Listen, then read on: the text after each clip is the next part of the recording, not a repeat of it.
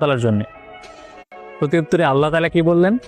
আল্লাহ তাআলা বললেন যে আসসালামু আলাইকা আইয়ুহান নাবিয়্যু ওয়া রাহমাতুল্লাহি ওয়া বারাকাতুহু, যে হে আমার সুপরিচিত নবী, রহমত এবং শান্তি বর্ষিত হোক আপনার উপরে। সাল্লাল্লাহু আলাইহি ওয়াসাল্লাম আবারও বললেন যে আসসালামু আলাইনা ওয়া আলা ইবাদিল্লাহিস সালিহিন, যে আমাদের উপর শান্তি বর্ষিত হোক এবং আরও বর্ষিত হোক তাদের উপরে যারা সৎকর্মশীল।